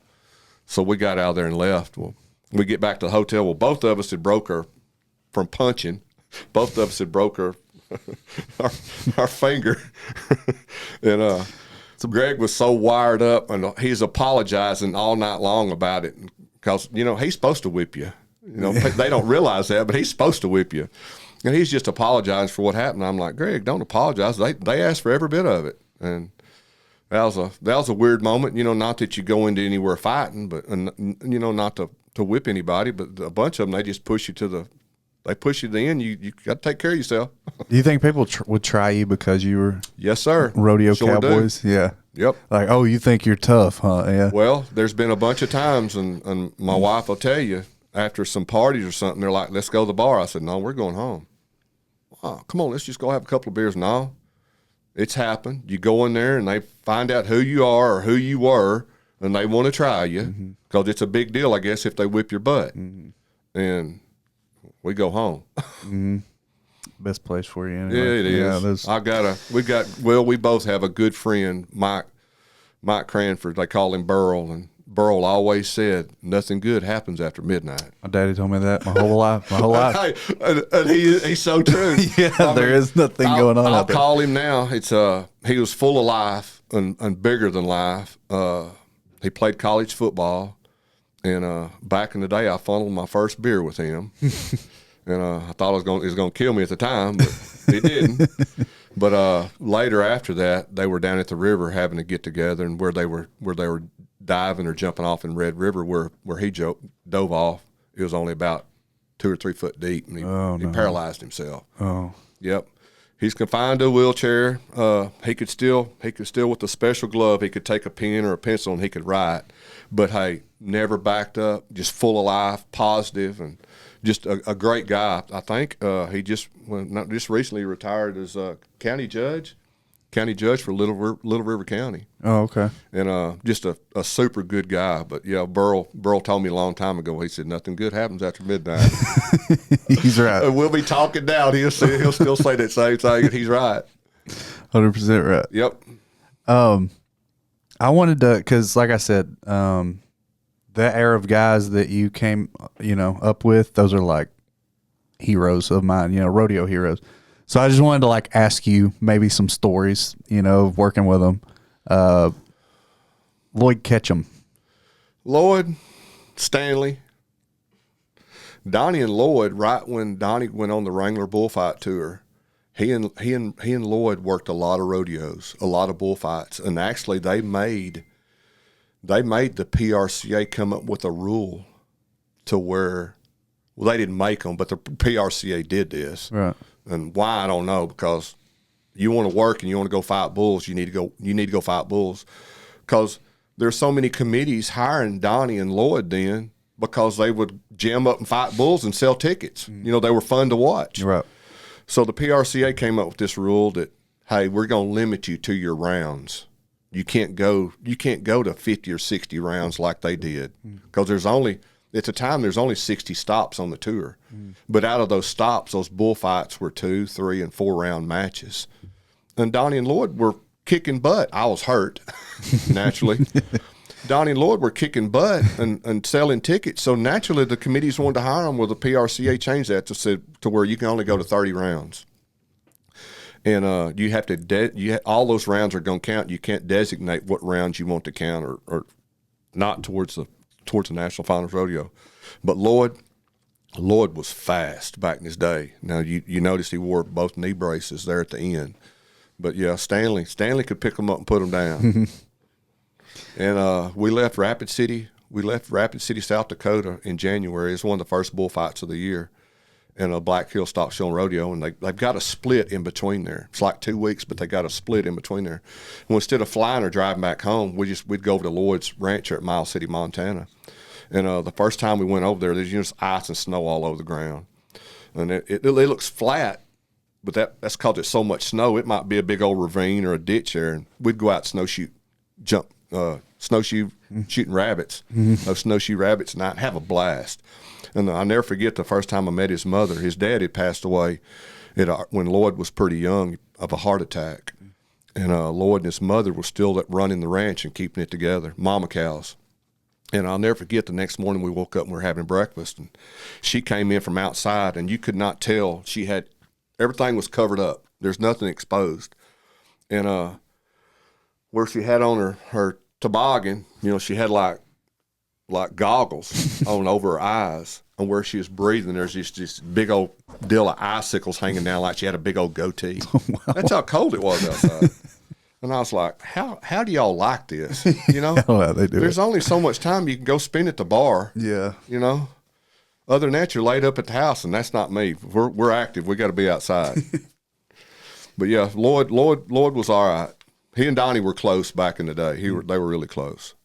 But then Rumohr and I become those good friends. Right. But then we'd fight like cats and dogs verbally. But it never come to punches. But he came close a bunch of times. Well, I was going to ask you for a story with Greg, but you had a pretty good one. So it's kind of cool that he was a Golden Gloves boxer and you got to go, side by side with him. If you're going to get in a bar fight, he's the guy to have with you. You darn right. Well, back in junior hockey in Canada, Ken Hitchcock that coached the Dallas Stars when they won the Stanley Cup. Mm-hmm. Ken was Greg's coach in junior hockey. Oh, wow. So they had a close relationship. So when Ken Hitchcock went to work for the Dallas Stars as their coach, then Greg had an end to go to all the hockey games. And you can watch it on TV, but it is not the same when you're there and it's live. It is a total different deal. And Greg would always say, Sparky, I want to get you on some skates. Well, he wanted to beat my butt again, and I'm like, well, Greg, you're supposed to, because you grew up. Yeah. Probably when you were in diapers, you were skating, and I've never been on skates, never been on ice like that. So, yeah, he always wanted to get me on skates. And it's like we'd go to the lake. You were always competing. You're always competitive. And we'd go to the lake. If it was my time to pull him on the tube, I was going to chunk him. Mm-hmm. And when he got his opportunity, he's going to return the favor, and he chunked me. And I'll never forget it. It was going to happen. You're not trying to hurt each other. Yeah. Yeah. Sometimes you did get hurt. Friendly competition. Yeah, yeah. What about Miles' hair? Cocky doodle. Yeah. Miles was different. Just like when our generation came up in bullfighting, they said, you guys were really athletes. Y'all didn't train in the bar. I mean, when I had a goal, I drink cold beer, love cold beer. But when I was fighting bulls and I had a goal to obtain and reach, we get through at rodeos at night and they're like, we're going to go to the bar and have some beer. Come on. I'm not. We'll go back to the hotel. And I might even go back to the hotel and go run. Because there's a lot of nights I'd come in from rodeos right here on Moore's Lane, and at the time, all I had on was running shoes and socks, and I might just have some spandex shorts on, and that was it. Mm.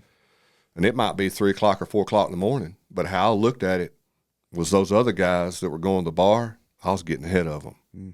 And there's so many times that cops would stop me at night till they realized who I was and what I was doing. Like, what are you up to? What are you doing? Then after that, they'd leave me alone. Ain't nothing good going on after midnight. No, there you go. But I was out running. But I just like if I had a goal, I could do right. Yeah, you can. But yeah.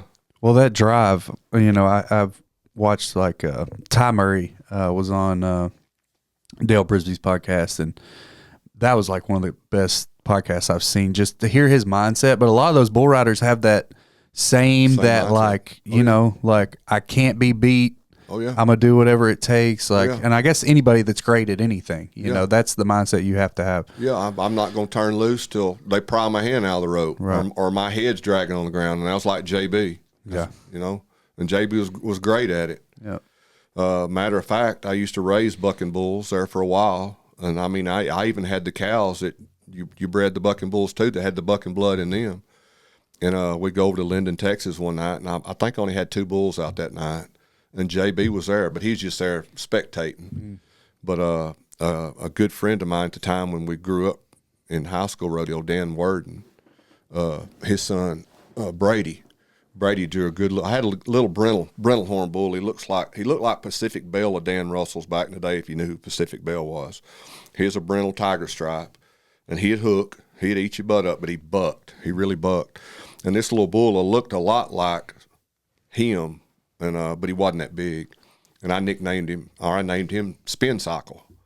And I mean, he'd do it right there in the gate one way or the other. And Brady drew him that night at Linden. He bucked him off and hooked him.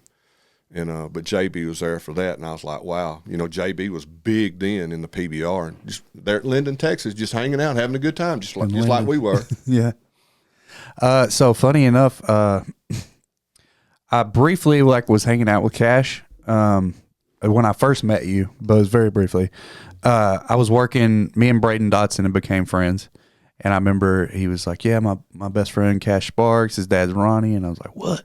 And he was like, yeah, we go and hang out at their farm on Wednesdays, choir practice. And I was like, he was like, you want to go? I was like, yeah, I do. Yeah. And so I remember just being so excited. And we went out there, we were riding 4-wheelers and stuff. But y'all had, I don't know if this was like 2008. So I don't know if y'all had been into it or were just getting into the bucking bulls, but y'all had a bull pinned up. And I remember just started. Black ball face. Yeah. Yeah, he was mean. Yeah, he was mean. Bad. He was charging the fence. Oh, yeah. And then Donny got in there and was just kind of. That was me. Oh, it was you? Yeah, it was me. Yeah, that was me. Just, I mean, but making it look effortless. Yeah. You know, just. But a guy called me one time, a guy here local. I say local. He's in that 4 states area, but he's from Nashville, Arkansas. He said, hey, you still raising those bucking bulls? And I'm like, yeah. He's like, well, I got one I'd like for you to try if you want to try him. And I'm like, all right, what's the word here? He said, well, actually, he don't belong to me. But if he's been jumping the fence and getting in with my cows, and I don't want him breeding my cows. He told me where this bull was, and he said, now, when you get there, we're not going to be there. He said, this bull's going to be in a gooseneck trailer in the middle of this field by a light pole, and they had him chained. They had a chain around his head. He had a pretty good rack of horns on his head. They had him chained up in the front of this trailer.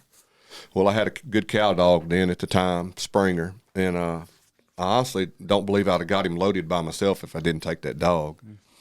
So I get there, and both trailers have butterfly gates on them. What a butterfly gate, you've got 2 small gates that do this, in or out, instead of 1 full gate. Well, I rolled my butterfly gates to the inside, and I backed right up to his trailer and butted it up. Where I messed up was he had the cut gate in his trailer, had it chained too. Where I messed up, I think I should have unchained him first before I unchained the cut gate, because the cut gate kind of had him crowded to where he was still. So I unchained the cut gate, and then I couldn't hardly get enough slack on him because he's trying to hook me inside that trailer with me trying to unlatch his chain. Well, finally I got it unlatched, and as I'd try to get by him, he'd just spin and just stare at me. Well, I'd walk up to my trailer down beside it. Well, he would jump in there, but as I'd walk back, he'd just follow me, so I couldn't get the gate shut. Well, finally one time my dog jumped up on the side of the trailer and started barking at him, and it gave me time to get the gate shut. So I bring him home and put him in the pen there, which when I first built that corral, my petition fence outside, it's 7 foot tall. And even Dad showed up one day. He goes, my gosh, son. He said, what are you going to put in here, giraffes? And I said, well, if I do, I don't want them to get out. So I knew he couldn't get out. And I kept him right there in a small quarters there. And I actually kept that bull in that pen for like 5 months. And I fed him there.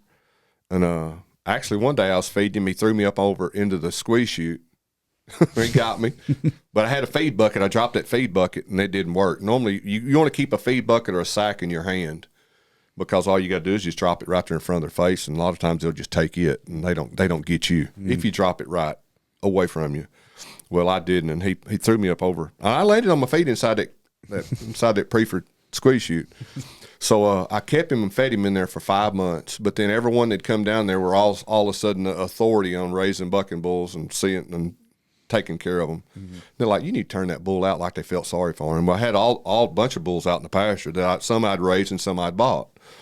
And finally, the day that I turned that bull out, that afternoon when I called those bulls up to feed them, he was the second one in the lot with them. He wasn't scared of it. It was a comfortable place for him.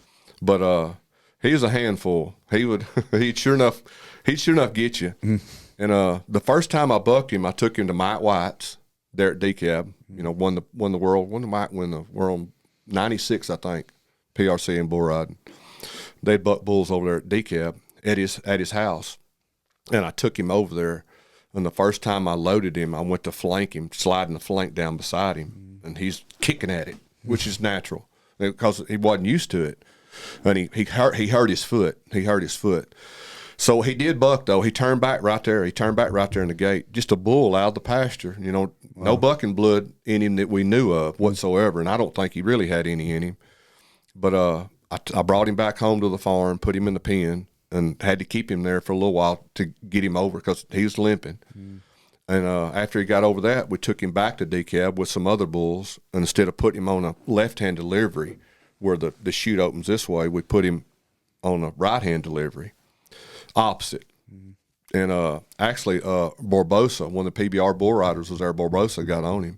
And he turned back right in the latch again, and he warmed him up. But Mo, I called him Mo. Mo ended up throwing him off. And I'll never forget, Mike walked up to me, and he said, hey, Ronnie, he said, don't take that bull to the sale barn. He goes, you need to hold on to him. And which that was my first bull I ever had. And we ended up taking him to Pioneer Days Rodeo there at New Boston. They won the bull riding on him on a Saturday night, and he ended up hooking the bull rider and the two bullfighters. And I've got a good friend here, Scooby Burkett, Texas Can of Glass. You know Scooby? Scooby loved that bull. He loved him, but he was scared to death of him, but he loved him. And the day I was going to load those bulls and haul them to New Boston that day for the rodeo that night, Scooby, he called me Sparky too. He said, Sparky, he said, let me know before you load Mo. He said, I want to come down there. I said, okay. Well, Scooby and Sandy came down there, him and his wife, and they pulled up where I'd backed up. I didn't have my chute the way I wanted it to back up to load him, where I need to load him. I didn't have it finished. I'd started it. So I had to back up in a different spot. Well, I had him in this corral. And Scooby gets out, and he's got these flip-flops on. And he walks up there, and Mo, boy, sees him right off, and he's like this. And Scooby starts pawing dirt, jacking with him. Mo starts doing the same thing. But Scooby's scared to death, this bull. Well, we get him loaded, and Scooby's like, I'll get the gate for you, Sparky, the gate going out by the road. And I said, okay. Well, Scooby's standing there at that gate. Well, as I'm pulling out, I get right there beside him with that bull in that trailer, and I stop right there beside him. Well, Scooby turns loose. He turns loose the gate and turns out and starts running backwards. He comes right out of his flip-flops. And, he's saying some choice words to me, too, which it was funny. But on a Wednesday night down there prior to this, when I still had that bull in the pen before I ever turned him out for the first time, Scooby wanted to go out there and see him. And he wanted to take some pictures of him. Well, he's taking pictures, not paying attention to what I'm doing. I open the gate. And when I built that corral, this gate here, I built it to where it wouldn't swing all the way through. It would stop. And I didn't want it to swing through because I didn't want to take a chance of something getting out on me. Well, Scooby's taking pictures before he knew it. I done opened that gate up, and there was nothing between him and Mo but air. And when he realized I did this, he had a few other choice words, and he went back to the barn. And we're out there at the barn just dying laughing, and all of a sudden you can look and you see Scooby looking around that corner. But he liked that bull, but he's scared to death. Infatuated with him. Yeah, he's infatuated with him, but he's scared to death of him. Yeah. But he just loved him. He just loved him. He loved the way he acted. He loved the way he bucked. Yeah, it's cool to be around. Yep. That's really cool. Did you work a lot around Donny Gay? Yes. Yeah, Donny Gay was great to us. And then, there's people that talk to you, and they're like, oh, that cocky little. I'm like, dude, he won the world 8 times in bull riding. Well, he's got he's got the right to be cocky. Yeah. But he was always great to us. And a lot of the PBRs, he commentated the TV side of it. And he always had nothing but great things to say about Don, brother and I. But now Neil, his daddy was a different cat. His daddy was the old school, and he was rough, rough and tough. And matter of fact, we was at a rodeo one night, and I was standing in the alley with Liesel, and Neil rode up on that paint horse. He always rode a paint horse, and he rode up there at the outgate, and stood up in the stirrups and looked out over the outgate, and he said, "Hey, clown, go pick them flanks up." The bareback flanks, comes off the bareback horse. You know, a good pickup man will trip the latch on a flank and hold on to it and bring it back up to where it's supposed to be, there by the bucking chutes. Well, there's a bunch of them, they just trip the latch and they don't hold on to it, just let it drop. Well, I started to take off and go do this because this is Neil Gay. Yeah. Liesel grabbed my arm. He said, "They didn't hire you to do that." I just stood there with my pard Liesel. But Neil was tough. He was old school, and Donny Gay wasn't nothing but great guy. That was at Mesquite, where that No, happened? it was actually out here at our hometown rodeo. Oh, really? But funny you say Mesquite.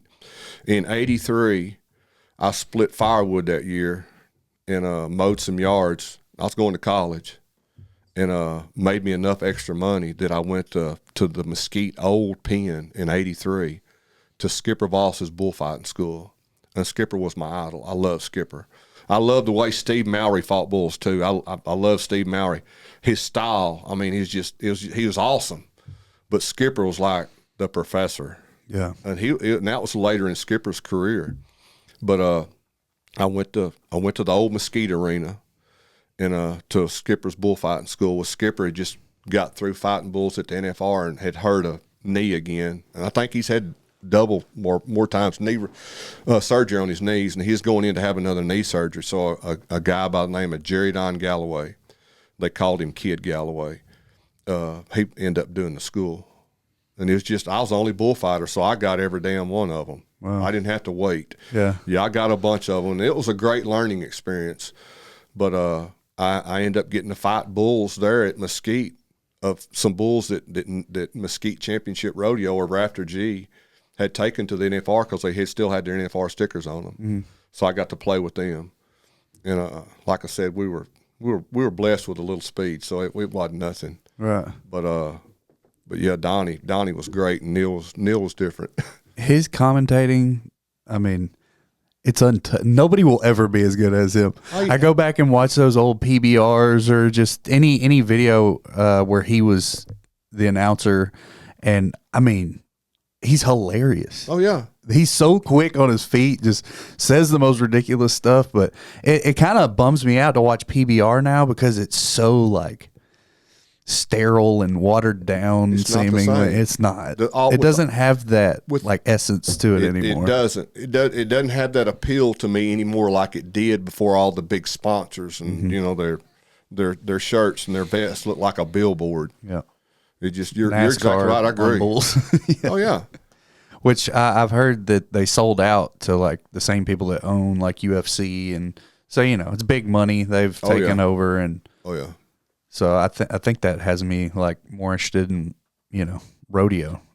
Just even though I love the bull riding, mostly. What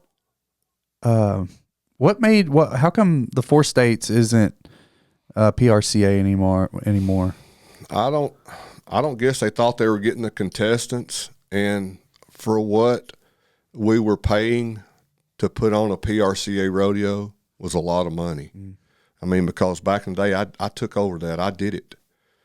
I mean, I say I did it. I handled everything for them.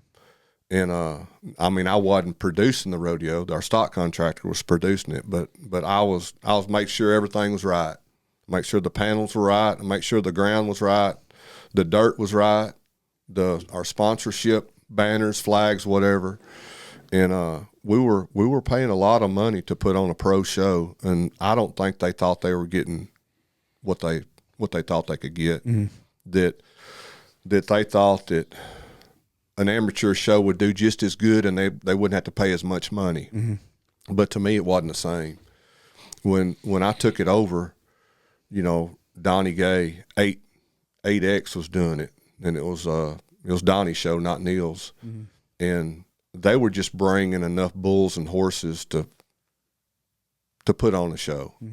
And they didn't care if we got 100 bull riders or 3. They were going to get their money. That's how I looked at it. And when I came on board, you know, that rodeo was only sanctioned. You know, there's 12 circuits in the PRCA. There's 12. And like the Texas circuit it's its own. It's so big. Then you got the Southeastern Circuit Finals, Florida, that area, the Prairie Circuit, Oklahoma, Great Lakes Circuit Finals, Montana. I've worked that before. And when I came on board, it was like they were only doing it through the Southeastern Circuit. And that's Florida cowboys. Why don't we think about our own right here in Texas, Arkansas, Louisiana, Kansas? So I got with the PRC and we co-approved through these other sanctions. We got more contestants. Well, get more contestants, they got to bring more stock. Bring more stock is going to cost them more money. So I don't think they like that. Which, not that I wasn't behind getting Mesquite Championship Rodeo or Donny Gay or Raptor G out of here. But we went with Scotty Loveless, Classic Pro Rodeo. Scotty's just right down the road. And Scotty did us a great job, put on a great rodeo, and then he sold out to Pete. And I got out of it. Yeah. I'd had enough. Yeah. I mean, my wife will tell you, I'd start preparing for that thing like a week or 2 prior, and I was out there all day, late night, early mornings. And when that show was over, well, the performance is over on a Saturday night, we'd start tearing down that pen because it was portable chutes that they brought in that the Four States Fair and Rodeo did not own. So we had to set up our own pen. And we had to get those chutes and everything loaded and get out of there and set up for a horse show that they had Sunday morning. And I'd stay there through that whole thing. And I'm not lying to you. When I'd leave there, I was worn out. I was like I was sick for 3 or 4 days. I was exhausted. Yeah. But I cared. Yeah. And I wanted it to do good. Yeah. And but yeah, I think they went amateur because they don't have to pay the money and they feel like they're still getting contestants. But to me, it's not the same. Yeah, it sucks to see. I mean, back in the day, we grew up on the Texas side. You know, Spring Lake Park where the old fairgrounds was there. And I know why it went over to Arkansas. It went over there for revenue to where they could sell beer and make money. And I'd really love to see it come back on the Texas side. And I mean, me brainstorming, I mean, to me, there's a perfect place right off the loop where it used to be the Chris Oak plant. You know, you can come around the loop, you can get right in there. Oh yeah. Liberty Isle area. Yeah, that'd be a perfect place. But that's just me thinking outside the box. Well, I've always wondered, like, why there's not like a rodeo in Texarkana. It seems like there's not a lot to do here. You know, I don't know if there would be contestants enough to kind of keep it going. But even if it was like a couple months out of a year, you know, just every Saturday night or whatever it is, I feel like it would do well. I don't know, but it's changed so, and why I don't know. Yeah, I mean, a bunch of these bull riders now, you know, we carried our bags. Now they like to get off a plane, you know, dragging it. We got rollers on it, but it's changed. You know, when we were high school rodeoing, we might have in the Four States High School Rodeo Association that started when we were in high school. We might have 68 bareback riders. Now you might have 3. Wow. You know, it's just it's changed, and why I really don't know. I hate to see it because I love to watch it, but I stay close to home now. Yeah, or the farm. I love the farm. Don't blame you. I wanted to show you something. This is 2001. I would have been 10 years old. You, Donny, and Donny Gay. Yeah, the 3 signed of us. 01. And I was over the moon about it. Cool. Yeah. I still got it. I didn't realize I still had it. I knew there was a hat up in the top of my closet. And when we agreed to do the podcast, I was like, I wonder if that's that hat. And I went and looked. Sure enough. That is. I didn't even remember that Donny Gay had signed it too. Wow. Yeah. Man, those were the good old days. He's a cool guy. Yeah. Still is. Yeah. Yeah, seeing him on Dale Brisby's podcast, he's just entertaining. Dale's a piece of work. Isn't Yeah, he is. Yeah, he is too. Yeah. But he's done well for himself. Yeah.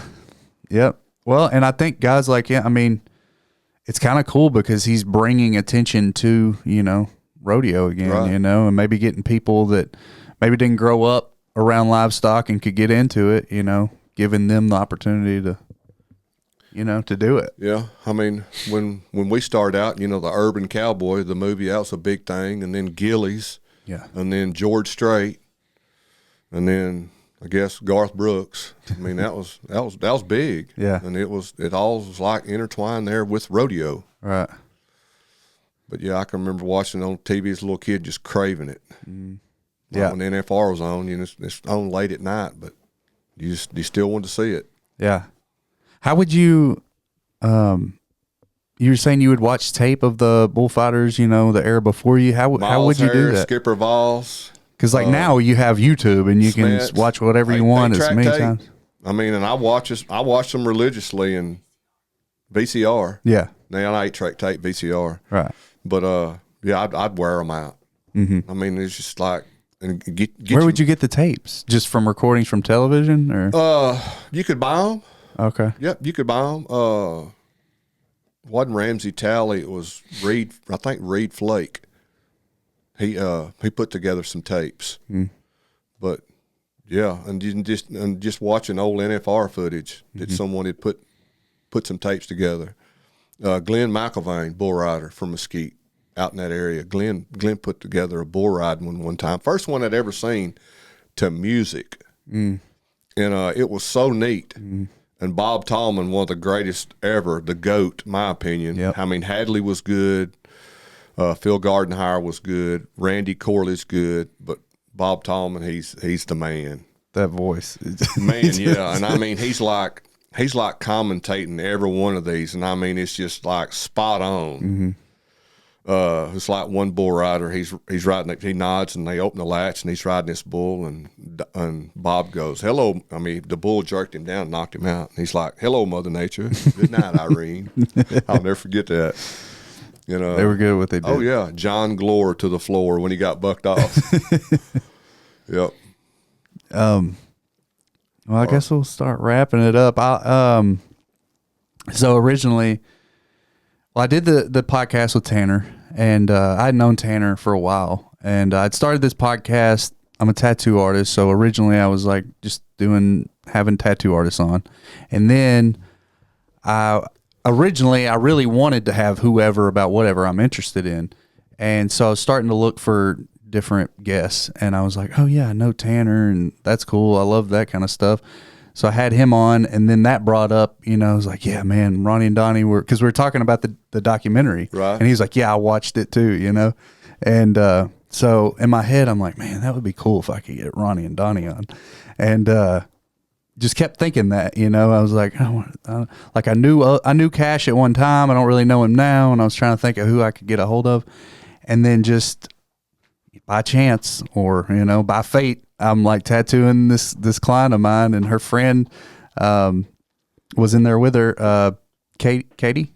Yeah, right. That's Scooby's daughter. Yeah. Oh, okay. Yeah, all right. That's Yeah, she Scooby's told me daughter. that. Okay. Yeah, Katie called me, and I'm like, or she didn't call me. She sent me a text. And Yeah. I'm like, sure. Yeah. Well, she was like, because I guess her friend knew Tanner, and she's like, that was cool. I saw your podcast with him, and for whatever reason, I just mentioned, I was like, yeah, I'd love to get Ronnie and Donny on, and her friend was like, oh, well, my dad's like best friends with Ronnie. I was like, oh, that's cool. And then later on, she's like, hey, what's your number? I text Ronnie. He said he's down to do it. I was like, okay. Yeah. Well, I'm proud of Tanner. Tanner's done good. When I first came across Tanner, found out who he was. He's riding bulls, and he's pretty dang handy. And then he started freestyling and doing cowboy protection. He'd done really good, and proud of him. Proud he calls home Texarkana. Right. Yep. Yeah, it's just always cool to see somebody from your hometown doing well. We traveled a lot of places, went all over the United States, and was very, very, very proud to represent Texarkana. Utah Vardell, I don't know if you remember that name. Back in the day, Utah used to put on the pro show here, what I did there at the end. And Utah was big in with the gays. him and Neil were real close. And Utah told me one time, he said, you and your brother put Texarkana on the map. And I'm like, what? He's like, oh, yeah. Yeah, you guys put Texarkana on the map. And then when Mr. Buddy Ledwell was alive, Ledwell and Son, when Mr. Buddy was alive, he called me one time. Donny had already gotten back. Donny had already been to the NFR in '89. And we got back from the NFR, and it was like 90, and Mr. Buddy's like, we need to give y'all a key to the city. You know, we need to – that never happened.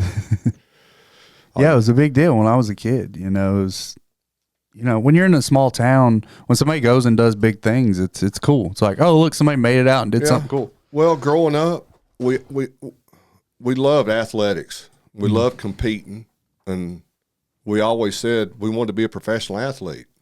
Well, I never, sure as hell, never thought he was going to be in bullfighting or rodeo.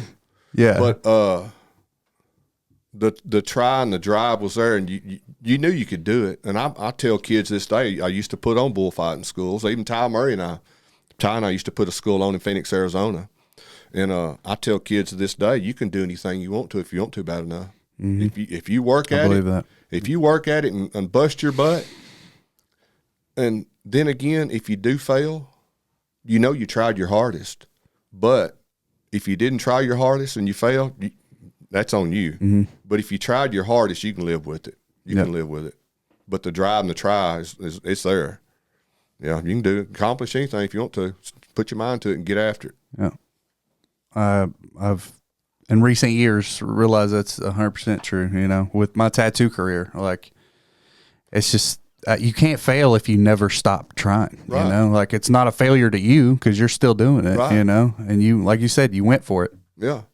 Well, Justin, I don't have any tattoos, but I've been tattooed. But I don't have any tattoos. That's all right. It takes a special kind of stupid or crazy to get a bunch of tattoos. Different strokes for different folks. That's right. If we were all the same, it'd be a boring world. Yeah, that's right. Yep. I appreciate you doing this, and yeah, I mean, if it'd be. There's probably a million things I wanted to ask and it didn't, but it went really well. I love when the podcast goes that way because that means I didn't have to think. Right. You know, and you have the best memory I've ever seen on a human being. I can't imagine getting in an argument about something with you. You'd be like, it didn't happen that way. I don't forget. I mean, there's certain things I forget, but you do me wrong, I don't forget. Yeah, so, yeah. To say, hey, you forgive me? Well, I can forgive you, but I don't forget. So what right. You know, what's the deal? Right.